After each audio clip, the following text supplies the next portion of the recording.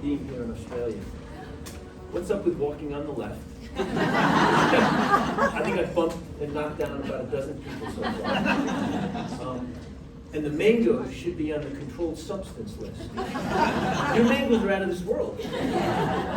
I've already ruined 3 hotel towels with the juice dripping all over me. I mean, it's ridiculous. I'm not lying either. I mean, I leave hotels and it looks like, someone's been bleeding yellow. And I have Foxy to thank for that. He's given me a couple. So, no, it's a beautiful, beautiful country. I'm so grateful that they extended the invitation for me to be here. Yeah, what an honor, to be in front of all of you today. So, a couple of very special thanks. Not only is Foxy a fox, well, a hunk. Foxy's a hunk. But his team is unbelievable. Yeah. It's his team. Anna, off the charts. How about Anna?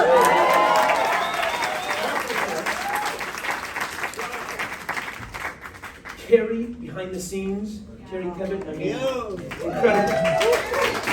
They talk about attention to detail. It's beyond that. They're just incredible. So, the whole staff, I want to thank Sharon, of course, as the leader of Isogenics, for putting her faith and trust in me and inviting me down here. So it's what a real treat. What a beautiful country. It's magnificent beauty. But what's so remarkable about your majestic beauty, ecological beauty, is the beauty of the people. You're a beautiful people. You are. And you do it with humility. That's one of the things that kind of jumped out at me, was that Australians are so humble, even though they have best in class and everything. It's like, what the heck, man? You think you'd have a little edge to you, but you're like, no, we're just great. We're great. Yeah. It's cool. No, it's awesome. I love being here. So thanks for having me. All right, so a little story before I start. 6 years ago, I was here, 2018, and I was with my wife and our younger son. I have 3 sons, 30, 28, and 23. So we were their youngest one. And our middle one just had a son, so we're granddad.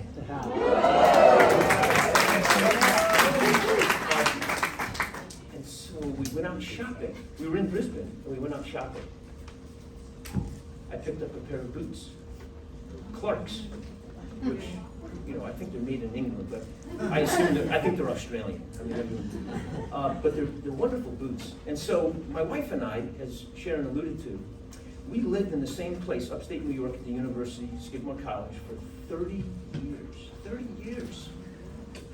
And then I was literally hunted by University of Pittsburgh. They were eager to get me there over the past 5 years, and I kept on putting them off. And so we finally, caved in. And the reason was because they said to me, what do we need to do to get you here? We, made every offer and request that you, demanded of us. And I said, well, my wife needs a job too. The next day they called up and they said, we just created a new position just for your wife. So I said, all right, we got to go now. So we packed up and moved. That was in August. We got there in September. But while we were packing up the house, my wife turned to me and she said, what's up with this box of shoes you got in the closet? And I said, oh, I'm waiting for a special occasion. I'm waiting for a special occasion. She's like, 6 years? You know, for a special occasion? So we moved, and then last week, this is a total true story. Last week, we didn't really like our place where we were living. We were renting. We're renting the first year to make sure that we like it. I know I'm going to say this pretty quickly, but so we ended up moving last week. Big deal. I mean, I was like, oh my God, I got to go to Australia in a day. We moved on Tuesday, and then we flew down here on Wednesday. So it was a hectic week. But once again, my wife looked at me. She said, "What's up? These damn shoes are tearing everywhere, and you're not wearing them." I said, "I'm just waiting for a special occasion." So she packed them in my bag. Check them out.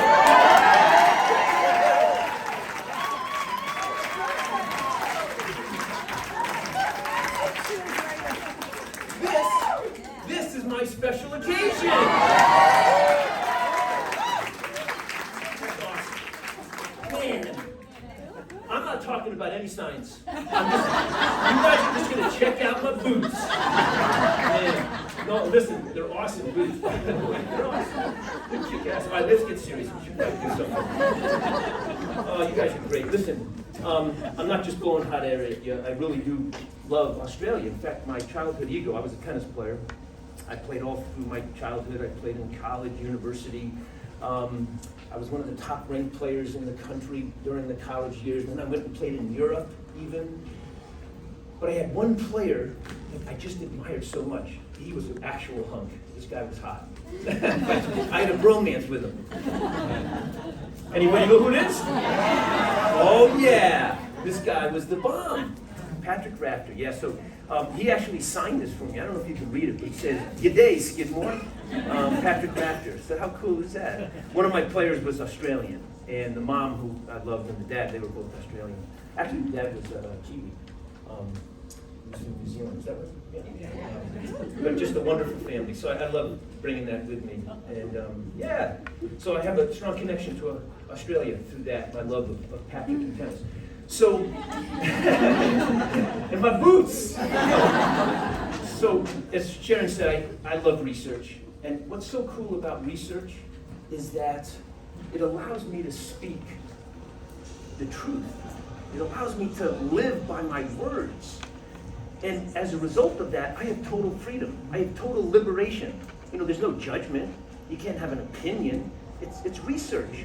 So when I get to stand up here in front of everybody around the world, whenever I get to do it, I'm like in my element, man. I'm like, this is awesome. I can speak from the bottom of my heart with just absolute, uninhibited truthfulness and honesty about what I do. And listen, there's a reason I told you that story about my boots. And what are you waiting for? The song that I played. You all have been waiting 22 years. And I want this year to be the start of your boots, your prized possession, what you've been waiting to do all your life. Let's have a hand for that. You can see it.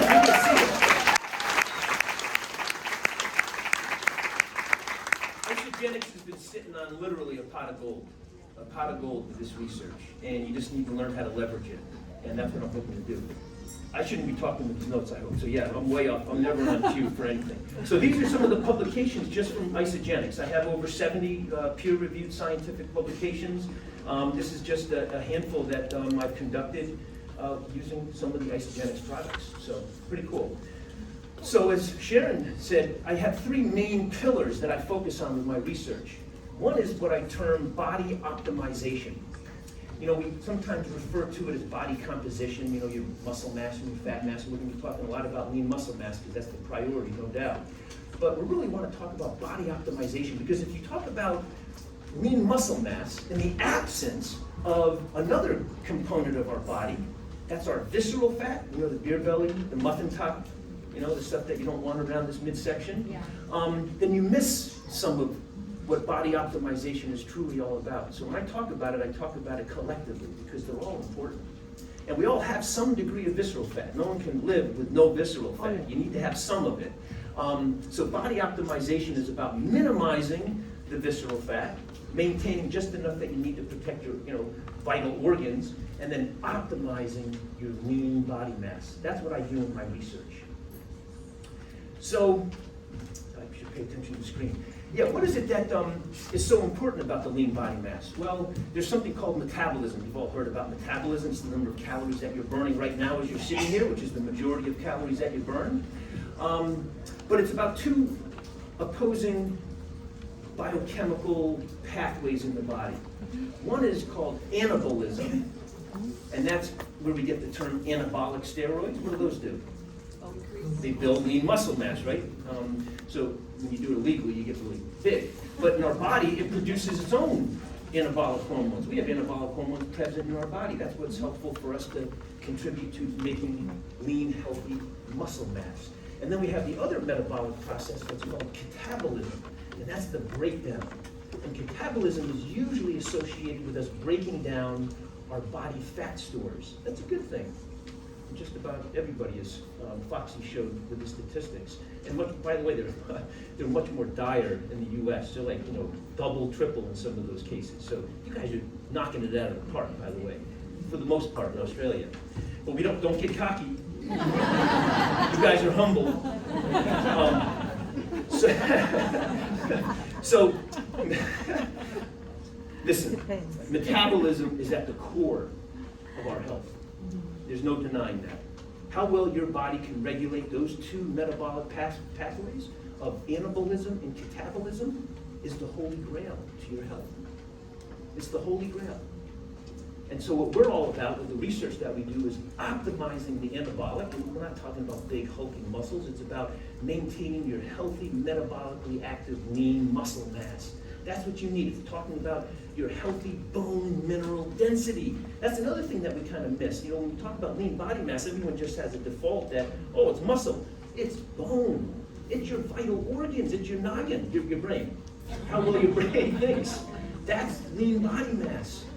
So those things are all interconnected. It's your gut. Tribiotic is going to be a win-win like you've never seen before for the gut, because it's talking about your lean body mass. All right, so those are just some of the organs that I listed there for you. All right, let's get into the nuts and bolts. So, you know, when we talk about metabolism, this is what I've been studying for 38 years. I've been a scientist, actually, going on 39 years. I know I was only 2 years old. It's pretty cool. Metabolism constitutes these four main compartments. What you're all doing right now, resting or sleeping. And then there's another one that is when you move, you exercise. And by the way, this is kind of cool. When Sharon was talking, I just really quickly looked at my app, my Apple app. I walked a lot. No, I walked like, how many? 28,000. It was 28,000 one day. Yeah, I mean, just naturally, it's such an awesome environment. So moving. And then we have the food. So when you eat, you also burn calories. That's a really important consideration with metabolism. There are some foods that when we eat, they kind of go right into storage. Some processed food is the biggest one. When you eat processed carbohydrates and fats and sugars and things like that, those have very low metabolic activity. Those kind of just go right in and right into storage, and especially visceral fat storage. There are other foods that you can eat that become very metabolically active. Guess what it is? It's undenatured, grass-fed, isogenic whey protein. Yes, it is. One of the highest that you can consume. And then there's something called spontaneous movement. We call it NEAT, non-exercise activity thermogenesis. That's the acronym they use, NEAT. But it's just fidgeting. You know, you ever sit near somebody like me and I'm always moving and, you know, thrashing around and hitting, you know, that's what some people do naturally. It's kind of innate inside of them. And you can expend some calories doing that. All right, so what I'm going to share with you right now is what I've been studying for literally decades now, precision nutrition using the application of the technology called protein pacing. Protein pacing. And it's a precision nutrition technology because it allows us to individualize it to the person based upon their age, their activity, their health status, all within one delivery system. That's what protein pacing allows us to do. And then we combine it with something called intermittent fasting, nutritional fasting. All right, so these are the tenets. If you don't know these, you should definitely get out your camera and take this, because this is Forever Strong. Yeah. If you want to know Forever Strong, this is the slide that you want to know and implement and utilize on a regular daily basis. So it's 4 protein-paced meals or snacks. I know sometimes when I use the word meals, people think they have to sit down and eat a 400 to 600 calorie meal, and that's absolutely, definitely not what you need to do unless you need to. But it's just 4 high-quality protein-pacing snacks. You want to consume those about every 4 hours. If you're doing it more often than that, like a nibbler or a grazer, that's not very healthy. And so we know that people who do graze and nibble, that eventually catches up to them. You begin to deposit more body fat, especially visceral fat. You begin to increase your blood sugar and create a condition called insulin resistance.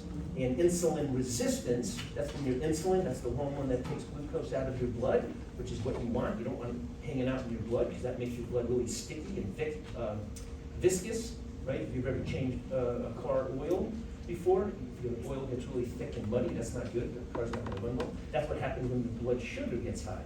Your blood becomes very viscous. Does everybody understand that? Yes. Yeah. Good. I've never changed oil, by the way. My wife has always she did. When I first met her, she would change a car oil. I totally hit a grand slam.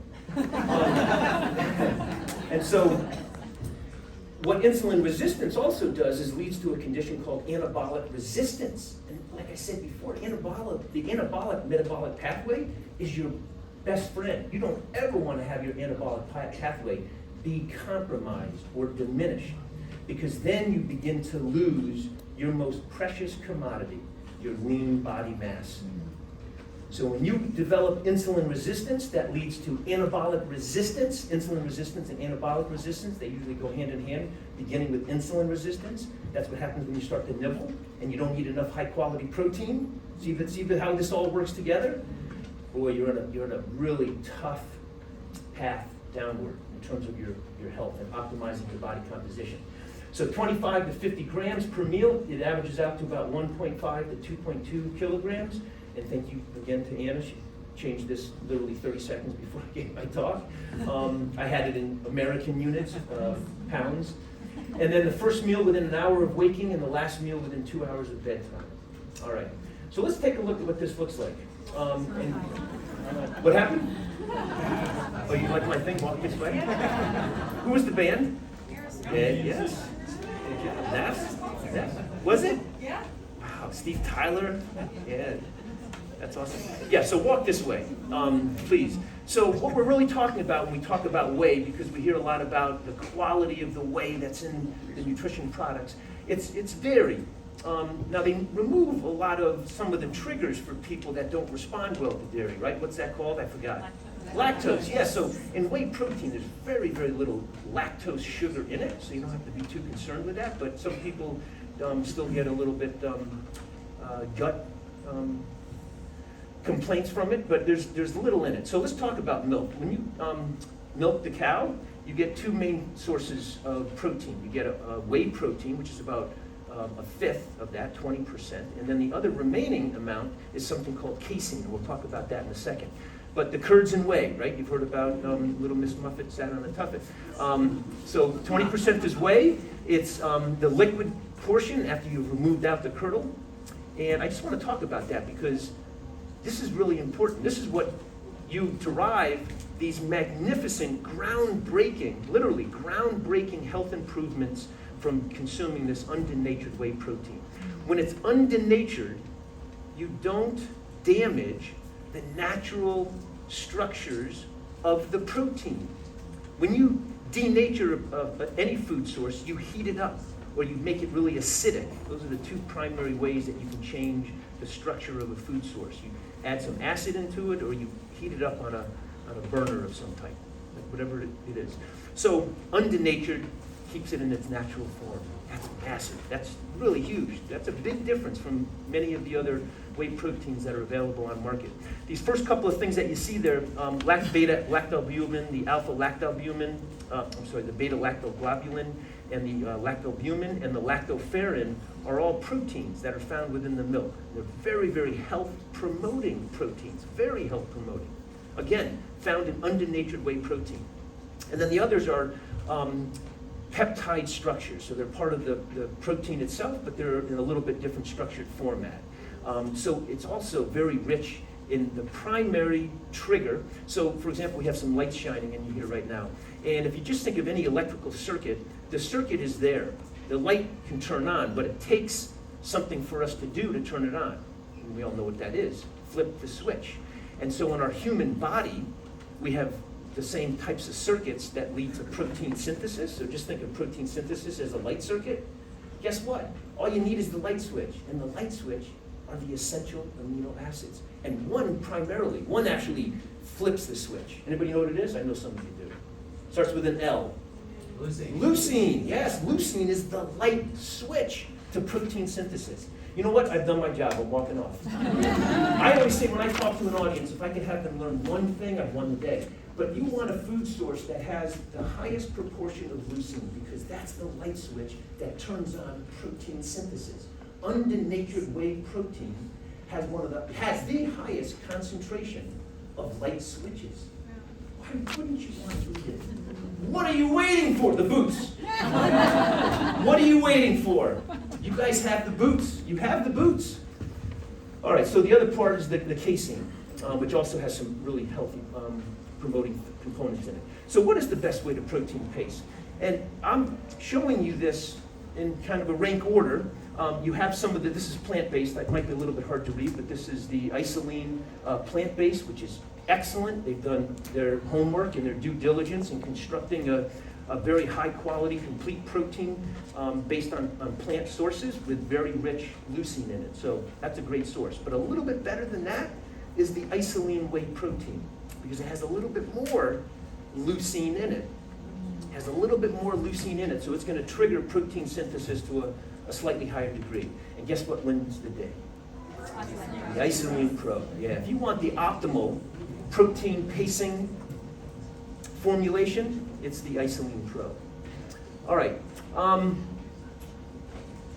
So these are best protein pacing. Let's see if I can go back here. Okay, yeah. So maybe it didn't come out. So these would be things. These are best protein pacing meals that you would add with. These aren't really meals. These would be more of the snack type, the Isopro. So maybe that was just a miscommunication when the slide was made, but it should be saying best protein pacing snacks, because the Isopro is not a meal, right? It's a snack. You want to add it into, if you needed it, to an isoline. So yep, you have the Isopro plant-based and the Isopro whole blend, and then there's one that's even better than those two. Anyone know what it is? Oh, you don't have it here. Shoot. Yeah. What? Okay. I'm sorry. Isopro is great. Oh, man. All right. So here are some other good protein pacing snacks. You have the bars, of course, and you have the plant-based and the isoline whey-based. So those would be some very good protein pacing snacks. So snacks is a little bit deceiving. You know, when you're consuming those four, because you don't want to be nibbling in between. I think someone asked me that last night. And by the way, what a great night. Yeah, that was really fun. That was really fun. Gosh, I'm drawing a little bit of a blank, but it's going to come to me. All the ones that were there. Oh, Camilla? Yeah. Is Camilla here? Yeah. I'm really good with names. I come from a family of 9, and I was number 5. And so when I teach my classes, and I teach classes, they all like taking my class, so I have, sometimes 80 students. The most I've ever remembered on the first day was 88 students on the first day. So last night there was Camilla that was there, Heather that was there, Annie, Angela was there, and then we had Raquel. Raquel, are you here? Yeah. And then we had Leanne, and of course, who doesn't know Lloyd?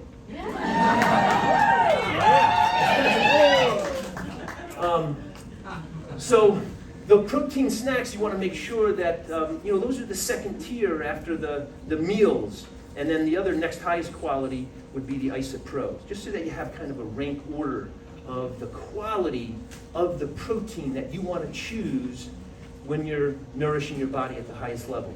And then the protein pacing snacks, I call those add-ins, because it's really challenging to eat those alone, right? You don't want to eat snacks alone. You want to make sure that you have something else that's really healthy with them. So I just gave you kind of the order of these. They didn't come out really in the same way, but the snack bites, the fiber snacks would be kind of the first tier, and then the whey thins would be the next, and then you have some of those other add-ins that you can put in to yours. And then here is what I just kind of gathered up as support, right? Because what we're talking about is body optimization. And so in order to have body optimization at the highest level, it's got to be protein pacing with the nutrition from isogenics. You want those isogenics, meals, and support to be together when you're fueling yourself. And so these are really things that you would do in support of the protein pacing. And they're all outstanding products. But one of the other things that was so just so reassuring and so wonderful to have when I came here was my hotel room was stocked with isogenic products. I mean, that almost made the trip right there. It was terrific. It was really fun. All right, so here are the results. So if you follow what I just gave to you, the protein pacing meals, the rank order of those things that deliver the most effective ability of that anabolic lean body mass replenishment and building. Those are what you need to do. And then what we do when we conduct these studies, and by the way, I'm a scientist and I don't do these studies alone. I have a team it ranges anywhere from 10 to as many, I've done studies with as many as 20 research assistants that work under me when I conduct these studies, because they're very, very time intensive, time consuming, resource dependent. And so you never do these things alone. But one of the things that I really take great pride in is that there are some scientists, I was taught by some of them, that do truly live in an ivory tower. You know, they live in their office, they write the grants, and then they design the study, and then they send the minions like me to go do the studies. And I say, gosh, I never want to do that. When I become a scientist on my own, and I'm in charge, I want to be a scientist in the streets. I want to be right next to the people that are doing it, because that gives me a first-hand experience of what the study participants are going through. Because I never wanted to be disconnected. I never wanted to be harmonious with the study participants. So if they were going through something, I wanted to feel it. I wanted to know. I didn't want to hear. I wanted to feel it. And so I always went through it. So people often ask me, well, yeah, you're a scientist who found all these results. Do you really do the products? I mean, that would be literally ludicrous and silly for me not to use the Isagenix products. I mean, if you want to know, I do them every day. Why wouldn't I, with the results that you're going to see right here? So the results, speak for themselves. So here's the body optimization. This was the first study that I conducted with Isagenix. This is the body optimization. So that first bar that you see there is body weight. So in 12 weeks, that's a lot of weight to lose. It wasn't a focus of the study. We weren't, intentionally telling people, hey, you're coming into the study to lose weight. We just had them enter into the study designed to optimize their body. We wanted to optimize their body. So they had a massive change in body weight, but look at this. Nearly all of it was in fat mass. And look at this. Their lean body mass went up by 9%, the proportion of lean body mass. That's incredible. These people lost a lot of weight. Now, the direct opposite happens when you do medicated weight loss, right? You know that. So when you do medicated weight loss, right now they're finding on average it's about 45 to almost 50%, some people even more than that, loss of lean body mass. That's unbelievable. Can Isagenix play a role in helping that? Oh my God, I mean, without question. Okay, so here's the 8-week study. This is the most recent study I did. By the way, the first 12-week study that I did back in 2014-15, that was done on people that were clinically classified as obese. So they were larger, they had more opportunity to lose weight. This study, the 8-week study, because I also wanted to target people that needed a little bit of extra weight to lose. So they didn't have as much as the first group because they didn't come into the study weighing as much or having as much body fat. So this is a group that was just what we would classify clinically as overweight. Look at this. They had a 3% increase in their lean body mass to body weight ratio in 8 weeks. So this was only in 8 weeks. Oh, sorry, I need to back up. What we did differently in this study was we decided the first study was looking at 12 weeks just between men and women, because there was some research to show that women didn't quite lose as much body fat as men do following a comparable nutrition intervention. And I had doubts about that because I had been doing the research for a long time, and it didn't make sense to me because all the women that I ever had in my research, and by the way, I usually always had more than 50% women. In some cases, I have 75% women in my research studies. So I'm much more women-focused when I do these studies. And what we found in that 12-week study was these women had just as much weight loss as the men. So that was really reassuring. So in the next study, that was the 12-week study comparing the men and the women. In the 8-week study, I decided that I wanted to compare the Isagenix system because it was so effective in enhancing body optimization in both men and women. I said, let's compare it to the gold standard. Right now, the gold standard, again, this is the 7th year in a row, is the heart-healthy Mediterranean diet has been ranked as the best nutritional diet you can eat for health outcomes. So I said, let's compare it to that. I was on the advisory board of the American Heart Association. So here are the results. These are striking. The Heart Healthy Mediterranean group did increased their lean body mass. So that was a win. That was really reassuring. But then look what happened when we, PPNF is the group that was consuming the isogenics products. Look at this. Wow. More than double. That's amazing. More than double. So we took it one step further.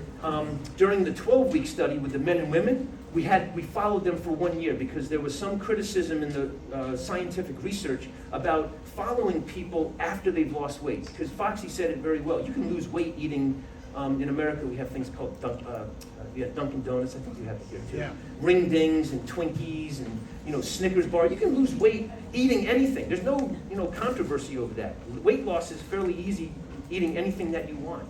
But the health outcomes and the body optimization is where it really hits the rubber. And so what we did was we introduced this 12-week study, found these wonderful changes in body optimization, and then we said, let's extend it for a full year. Because if you can get to a full year after successful weight loss, because successful weight loss is defined as losing 10% or more of your initial starting weight. So for example, if somebody weighed 200 pounds, to be classified as successful weight loss, they would have to lose how many pounds? Who can do that math real quick? 20 pounds. So you'd have to be 180 at the end of 1 year. Well, guess what? We achieved that in the isogenic study. So you all have what's documented as successful weight loss, and I don't think it's talked about enough. Isogenics has been shown that when you follow it for the definition of 1 year out of 10% weight loss, you can achieve it. So these figures that you see here are showing the dotted line is the protein pacing nutritional fasting isogenics group, and then the solid line is the heart healthy group, because during that 1 year of the 12-week study, we decided to split them in half and put half on the heart healthy Mediterranean while the other group was staying on the isogenics. And look what happened. The heart healthy group started to lose a significant amount of their lean body mass. That's not good. That is not good. And then the other figure that you see there is abdominal fat, so the weight around our midsection, or visceral fat. And you can see isogenics group continued to lose that visceral fat. Heart healthy began to gain some of it back. All right, so what people usually ask me is, hey, Dr. Paul, what did they actually eat? I mean, you showed us what some of the nutritionals were. So this is the slide that you would want to take a picture of, because this is actually what one of the study participants consumed. This is their actual food intake. This was a 180-pound woman. As you see, she was 54 years old, so she was kind of in perimenopause, even probably a little bit closer to postmenopausal. And I know that that's an obvious and real. It's great to see the women's supplement that you all have coming out here soon. But that's a real cause of concern. I'm married, my wife, who's going through menopause right now. So this is really reassuring. This woman came into it, experienced a lot of what you all hear from maybe people that are considering isogenic. So this is what she consumed, and she was one of the greatest responders. She lost a significant amount of not just weight, which was not as important, but visceral body fat, the fat around her midsection, and she actually gained a little bit of lean body mass by following this right here. So yeah, if this is some people that you need to work with or you are working with, that could be a real possible solution. So one of the other pillars that I focus on, other than body optimization, is longevity and something called health span. You probably heard the controversy that we have right now with the terms lifespan and health span. Lifespan is our chronological age. It's the number of years we are old. That's our lifespan. Right now in the United States, our lifespan is so crazy. It makes me almost cringe when I have to say it. I'm embarrassed to be an American when I say this. Their lifespan is 12 years longer than their health span. 12 years. 12 years. Meaning, they're living 12 years longer than they really want to, their body. Because their body is in such disrepair. Their body is so unhealthy. So a typical American is being extended in their lifespan beyond what their body really deserves to live, because it's just in disrepair. 12 years is a long time. That's not good. So unfortunately, that's kind of the direction that we're heading in many cultures. So we need to intercede. We need to intervene and do something. So when we use the term longevity, we're really talking about health span, so those numbers of years that are vital, vitality, energy, youthfulness. absence of disease, because longevity is the antithesis of aging. So there are 5 main conditions of aging. This is what we study in our lab. So again, not only when we conduct these studies do we focus on body optimization, which is so important, because it really determines your susceptibility or risk for diseases of aging, so that's always our starting point. But we also follow the actual diseases of aging, and here they are. The first one that we've all heard about is heart disease, diabetes, sorry. Diabetes is right now running rampant across the entire globe, and it's only on the increase. It's triggered by, of course, insulin resistance. And then we have heart disease, we have cognitive decline, and ADRD stand for Alzheimer's disease and related dementias. So if you have Alzheimer's, Parkinson's, dementia of some type, Lewy body, there's lots of different ways that people begin to decline cognitively. That would be the third disease of aging. The fourth one is inflammation, toxin exposure, and cancer susceptibility. And then the fifth one are what we categorize as musculoskeletal conditions. Things like sarcopenia, that's the loss of muscle mass. Things like obesity, that would be the increase in body fat. Osteoporosis, that's the loss of bone mineral density. So we have a number of things. And then lower back pain, one of the most commonly reported ailments in the world, lower back pain.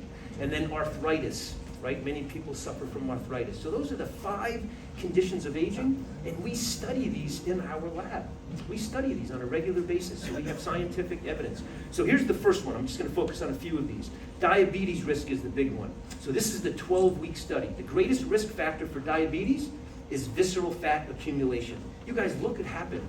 They lost 33%, a third of the fat that accumulates around their vital organs. That's unbelievable. I hope that I'm overemphasizing it enough for you. That amount of fat to lose around your vital organs hadn't ever been documented before. We were one of the first studies that showed this level and magnitude of loss of abdominal obesity. It was the size equivalent of about a basketball that these people were losing in 12 weeks. I left out the best part. They were not allowed to exercise. This was done in the absence of exercise.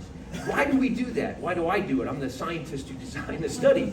Because I didn't want to have what's called a confounding variable. I didn't want an expert around the world who was reviewing my study to say, well, yeah, those are really impressive things. Actually, they're phenomenal things, but how do you know it was diet? It could have been what they were doing outside of what they were eating. And so I wanted to safeguard against that criticism. It was awesome to be able to do, because they couldn't cut me down for that. They couldn't say, oh, you just, you didn't control their exercise. We absolutely did.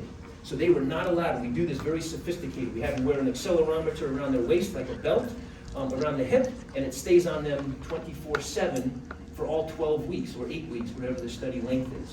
They can't take it off. They'll be allowed to take it off, if it gets a little dirty. So no exercise. And then look at this. Their glucose fell by 9%, and their insulin, remember, insulin resistance is what leads to anabolic resistance, dropped by 41% without any exercise. This is quite a bit better than many pharmacological medicated situations that you could have. All right, so here's the 8-week study. This is the comparison. Look at this one. This is really cool. So the Heart Healthy Mediterranean had a 16% loss in their visceral fat. We were thrilled. Actually, I have to be very objective and unbiased as I'm conducting these studies. And so when my research team collects this data and they bring it to me, I get this, wow, 16%, that's fantastic. And then look at this, the protein pacing nutritional fasting isogenics group lost double in 8 weeks without exercise. The only difference between these two groups was how they were nourishing their body. Now it gets even better. We tracked their activity level and their food intake. This is wild. So not only did they lose double the amount of visceral fat, the isogenics group, listen to this, they actually exercised less. That shouldn't make sense. And guess what you think they did with it how much they ate? They ate more. So who's heard energy in, energy out? Calories in, calories out. That's all that matters. That is, my son's telling me, dog water. In America, if you say dog water is dirty, you know the dogs are drinking out of it. There's sand and dirt inside the dog. I mean, maybe here in Australia it's probably pig water. I don't know. Drinking water. It's garbage. It's basically what I'm saying. It's garbage when someone says, oh, it's all about just matching the number of calories you eat and the number of calories you consume. Nothing is further from the truth. Nothing. This data is in the direct opposite of that. Again, this is published this is in the Journal of Obesity, by the way, and Nutrition Journal, two of the highest journals that we have available in this field. And not only did the isogenics group exercise a little bit less and eat a little bit more, they lost more than double the amount of visceral fat. Wow, that's pretty powerful. Look at this, heart health. This is in the 12-week. I know I'm jumping a little bit back and forth between the two studies, but I'm doing it purposefully just so that you can see the extent and the magnitude of these findings. So we also wanted, because diabetes was the most prevalent of all the aging diseases. That's why I showed you the diabetes slide first. Number 2 aging disease condition is heart disease. These are the heart disease measures. So blood pressure dropped 9%. Arterial stiffness, that's how the blood flows out of the heart through the major arteries to the rest of the body. The stiffness was reduced by 12%, because one of the things that happens as we age, our arteries get very stiff and rigid. They don't like to distend and become what's called compliant. So they get very stiff. That's not good. I use the analogy, it's like a garden hose that you've left out all winter. It gets very brittle, dirty, it starts to leak, and it doesn't work properly. It doesn't conduct the water through it as well as it should. That's this measure. It's very sophisticated, these measures. So not every laboratory has, the ability to capture these things. I'm fortunate that I get to. So arterial stiffness dropped by 12%, elasticity increased by 14%. Phenomenal. This slide I'm going to kind of move over real quickly. Usually I want to explain it, but I'm short on time. We also measured, remember, the third and fourth diseases of aging. Does anybody remember what they were? What was the third one? Neurocognitive. Excellent. Fourth one was toxins and cancers and inflammation. Yes, that are so prevalent. So this is what this slide is capturing, those two diseases of aging. So what we did was in the 12-week study, we actually drew their blood very often, and then we measured it for toxins, specifically a toxin that's fairly prevalent and common in the United States, even though they were banned in 1978. They're called PCBs. So PCBs are still circulating in humans' bodies, even in young babies, where you have evidence to show. So what we did was we measured them. And what has to happen is, because the toxins, they're not really circulating when they're in the body, they're actually stored in the body fat. That's where they love to live. And so when you get them released into the blood, that's the first sign that you're starting to remove toxins from the body. And so we had a 33% increase at the end of the 12 weeks. Now most people would be like, well, that doesn't sound like a good thing. It actually was really good, because we're showing that the toxins are mobilizing. They're being released into the blood. So what we wanted to do at the same time is capture what was the damage potentially, or what was the impact or effect of those toxins being released from the storage depot of the visceral fat. And just the opposite happened by these two measures. The middle bars that you see there is something called oxidative cellular stress. That's damage that occurs in cells when they've been exposed to a harmful toxin. Here we had a reduction of 25%. So there was something really beneficial taking place at the same time these toxins were being mobilized. And then lastly, there was a 5% increase in the antioxidant defense system. Antioxidants are the army that we send out into our blood to help scavenger up harmful substances. We saw a 5% increase in those. So a phenomenal finding. Whoops. All right, so let's, I'm going to pass on this one, because this paper is actually in review right now in the leading science journal in the world, one of the leading science journals in the world. So I'm just going to kind of pass over that. So here's what the protein pacing looked like. This happened to be a guy that was in this study. He was 240 pounds. He was 58 years old. He had pre-type 2 diabetes, and this was his dietary intake during the study. And he reversed his, I can say this because I have the scientific proof that he was characterized as type 2 diabetic, and we were actually able to show that he reversed back to normal. normal blood glucose and normal blood insulin. That was incredible, by diet alone. There was no exercise. And this was in the 8-week study. So, awesome results. That's what we had with him. All right, so to finish up, I have 9 seconds. So this is the fitness and performance, and we call this the precision lifestyle application of the isogenics. And it truly is very unique. These findings, again, are just not leveraged enough, and I know it's so pertinent and relevant to all of you in this room because Australia maintains such an active lifestyle. So let's just dive right into it. So what we did was we took 2 groups. We had one group following commonly purchased and used sport nutrition products. They had things like Gatorade and some of these other brands that you see there. So we provided this to them. We actually supplemented them in a very similar way. They had similar amounts of calories. So here in this study, and this is really important, so before I move to the results will go pretty quickly. The only difference was the quality of the nutrition that they were consuming. They ate the same number of calories, both groups. It was men and women. You saw there was 30 women and 20 men. We had them doing the same identical exercise. There was no difference in the exercise that they were doing. In fact, they were exercising with each other. They didn't know it in some cases. So they would come either in the morning between 6 and 8, or they would come in the evening between 6 and 8. So we had a 12-hour difference, but they were all mixed. They all did the exact same type of exercise. The only difference, listen really carefully because this is massive, was the quality of the nutrition they were consuming. One group was eating commercially available sports nutrition products. The other group was eating the performance amped isogenics products to help support them. Look at this. Look at this. These findings are going to blow you away. If they don't, you don't deserve the boots. No, this is big. This is big. Look at this.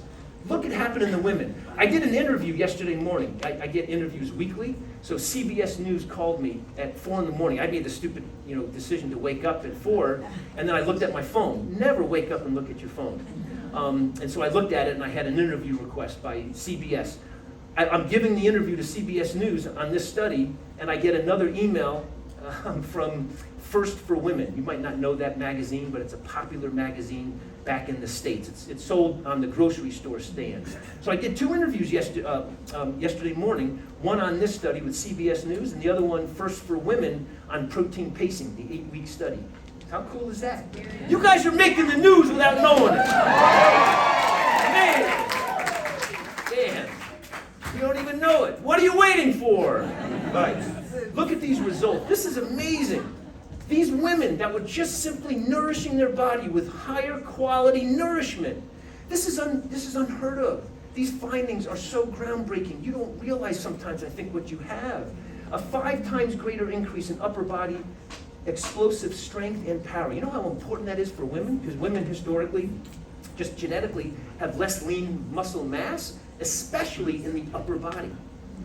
Especially in the upper body. The ability to push yourself up is one of the defining features of longevity. Getting down on the ground and being able to push yourself up. These women were able to do it 5 times better. Wow, that's unbelievable. These results, listen, these are my study results, and I get more excited than you guys. Incredible. 2 times more upper body muscular endurance. So to repeatedly push themselves up, increased by 2 times more. They were doing the same exercise, Foxy. The same exercise. Look at these results. 2 times more core muscular endurance, 5 times less arterial stiffness. Man, oh man. The men had equally impressive. What's that? Yeah, 14. The men had 14 times more lower body explosive power, 2 times more upper body strength, 4 times more aerobic power, 3 times more lower back hamstring flexibility. Because guys get tight, right? I mean, when their guts start hanging, their back starts hurting. I mean, that's what happens. When the gut hangs, the back hurts. And their flexibility, they pull a hammy all the time. They get out of bed, go brush their teeth, and pull a hammy. 3 times more. It's all in the shoes, man. It's all in the shoes. All right. I know you're all bullish. Is it bullish? Yeah. On the nitro, and you should be.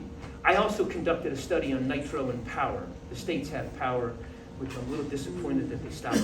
But did you stop? Yeah.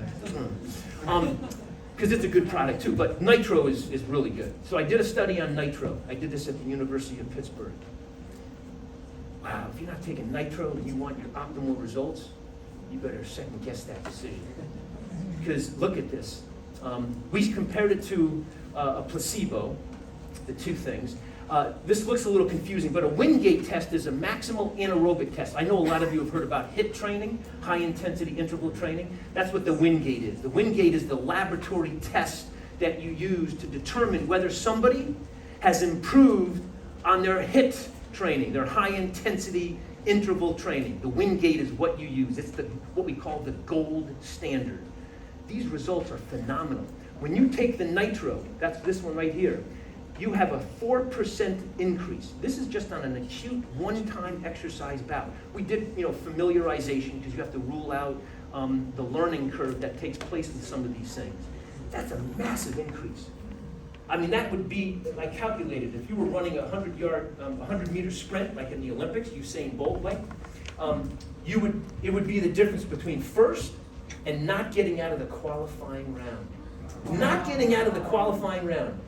That's incredible. That's amazing. Yeah. Why don't you guys? What's going on? That's crazy. All right, lactate is just the blood measure. Everyone thinks, oh, lactate's bad. Are you kidding me? The higher your body's capable of producing lactate is it's a substance. I'm going to make this really simple. I don't know all the levels of scientific understanding in here, but it's a substance that we produce when our muscles work really hard without oxygen. So if I were to tape over your mouth and have you stand up and sprint to the pool right now a couple times around it, you build up some lactate. And people used to think, oh, it's not good to build up lactate. Nothing is further from the untruth. Athletes have a capacity to make the most lactate. So if it was really bad, athletes wouldn't make a lot of it. And we know that when we measure athletes, when they're performing at maximal intensity, man, they're building a lot of lactate. And why? The reason is because lactate can get reabsorbed back into the muscles and the heart and be used as an energy source. But it's indicative of how well you can exert your body at maximal intensity. Look at this, same thing, power and nitro.